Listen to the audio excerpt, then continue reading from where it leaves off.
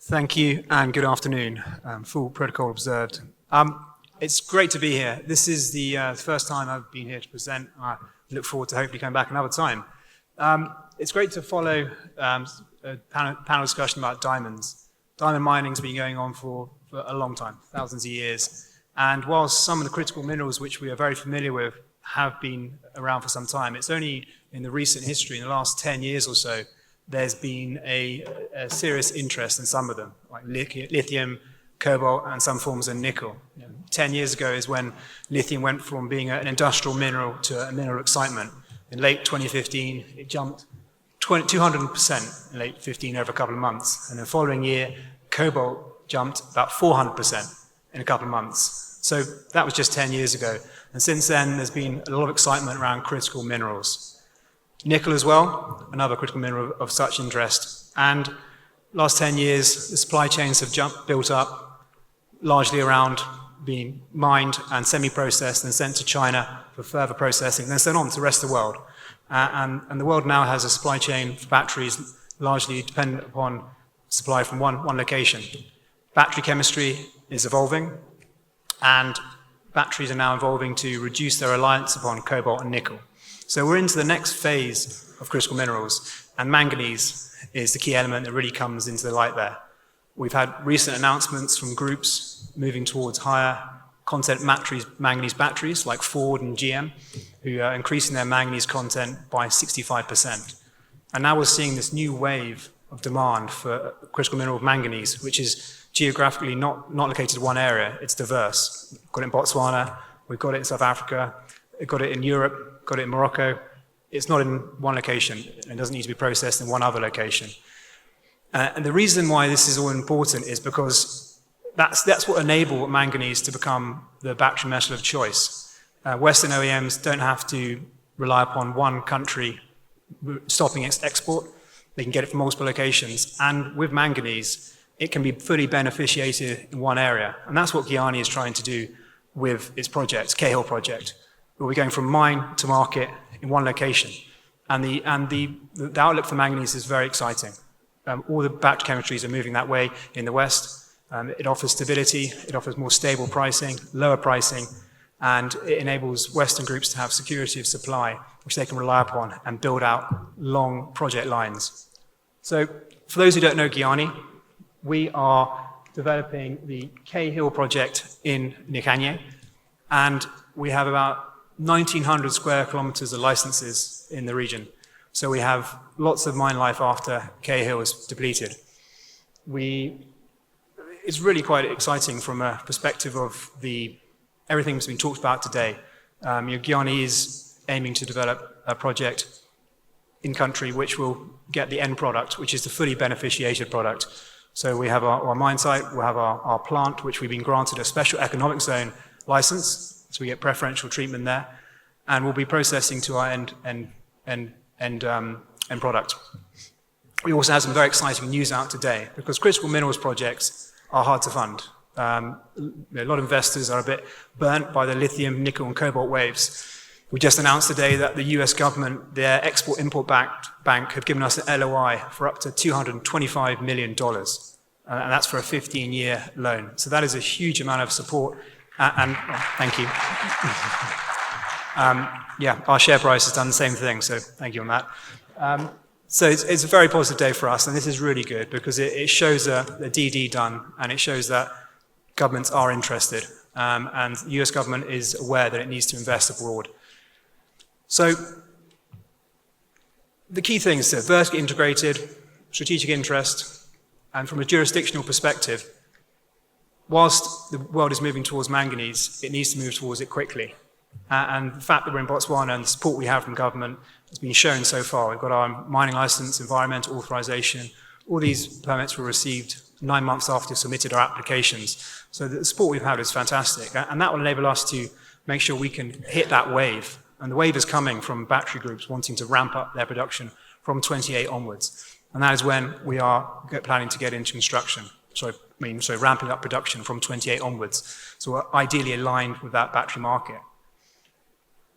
And we also do have a very strong focus on sustainability. and we'll talk about it a bit later.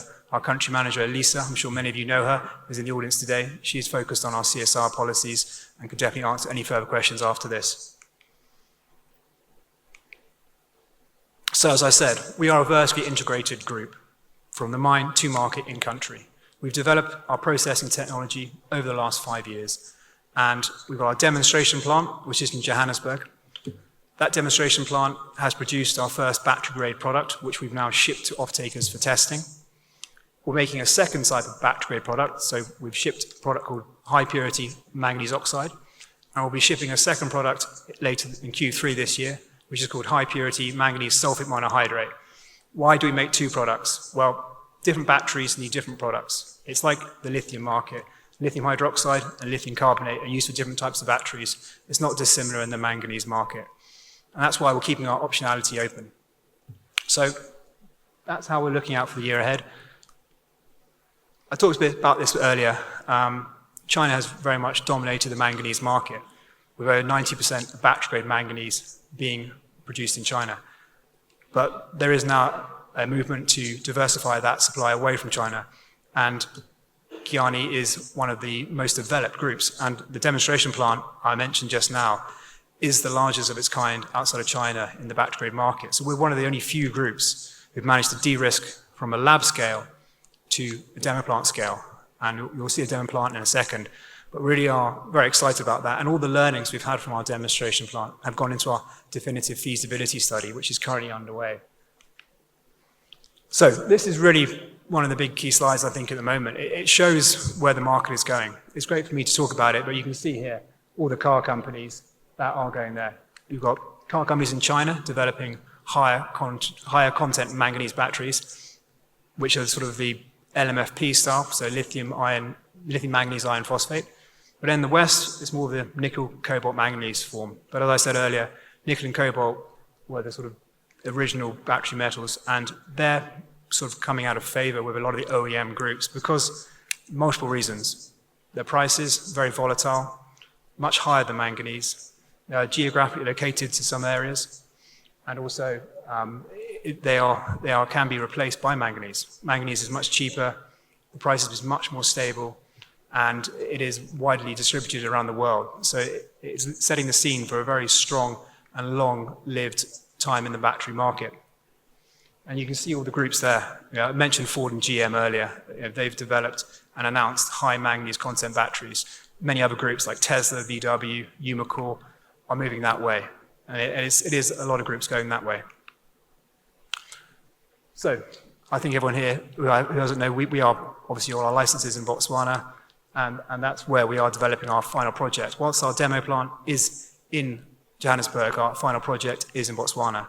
And comparing us to a few of the other jurisdictions where some of our peers are, like Canada, the US, Australia, or EU, it takes between sort of 10 and 15 years to get to the stage we're at. But we've had a huge amount of support, and our licenses have come through very quickly because of the excitement behind what we're doing. And as you can see, Fraser Institute ranks Botswana as the 4th in the world from a mining policy perception index, which is phenomenal. I know that's been announced and talked about a lot today, and it really is recognized world over. It's one of the things which we speak to some of our Canadian investors, and they say, Botswana, it's easy, you don't have to tell me about it. I know about that. It's the best place to invest in Africa. So that's really a key thing. Apart from our vertical integration, this jurisdiction we're located in is going to enable us to get this project into production in the time frame which it needs to do to be able to get that new wave of demand that's coming from higher content manganese batteries. So K.Hill is our flagship asset, but we have other assets. The other two most developed is oxide and Sulfate, which we're going to be developing once we've got our DFS finalized. Our DFS is underway now. Our DFS will be finished in Q1 next year.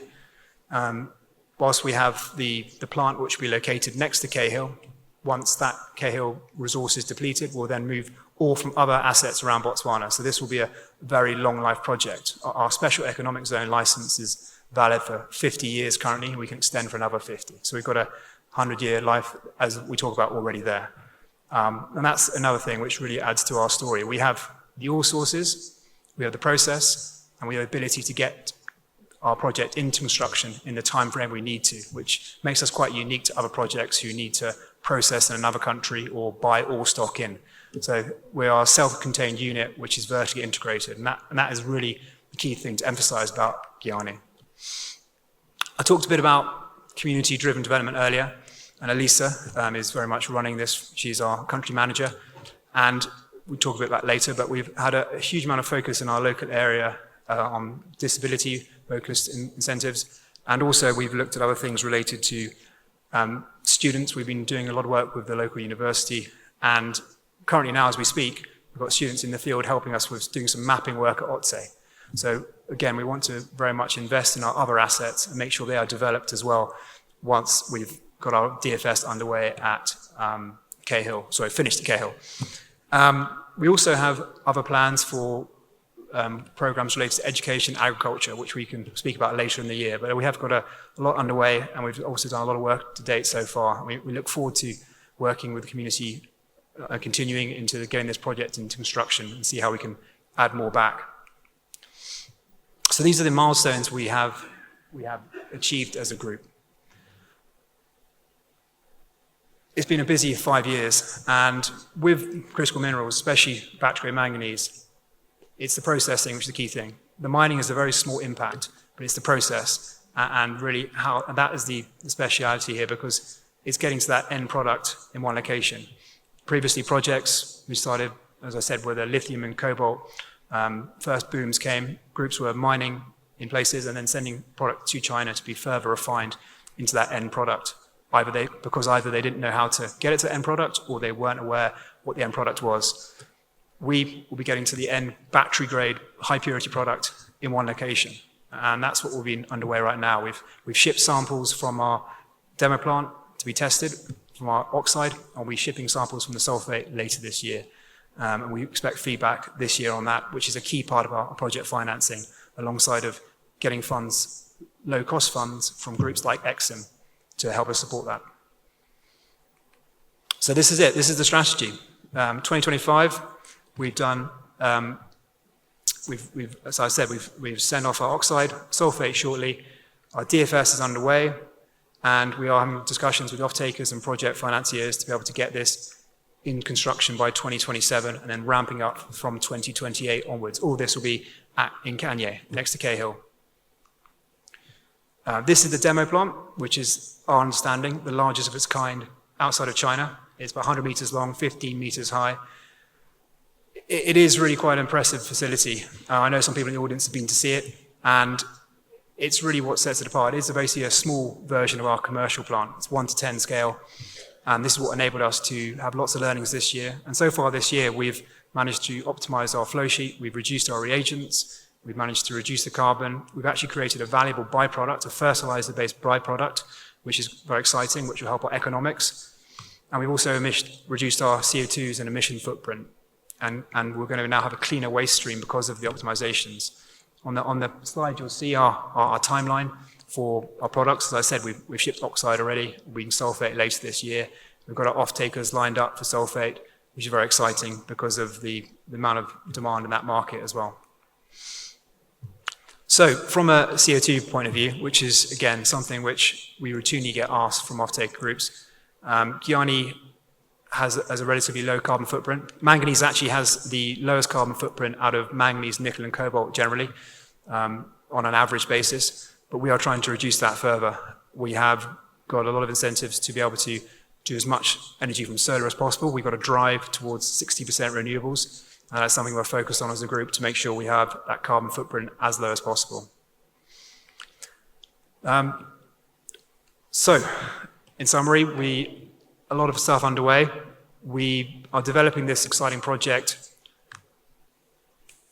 so we can help develop the supply chains for battery manganese. And having independent supply chains is vital. A lot of groups are developing higher manganese content batteries, but unless there is an independent supply of it, they cannot rely upon that, and they can't put product lines in place. So we are one of the most developed groups doing that, and the demand is coming. And that's where we are now. We've got a very supportive shareholders, we've got a very supportive in-country support, which is fantastic. And from a jurisdictional advantage, that's really our our main advantage, is the ability to be able to get this project into construction in the timelines required to be able to hit that demand that's coming. So that is everything, I think, from Giyani perspective. Please, if anyone has any questions, please come and speak to me after this, or reach out now if we have any questions. I'm not sure if I'm on time or not. Way past. How many drinks do I owe you?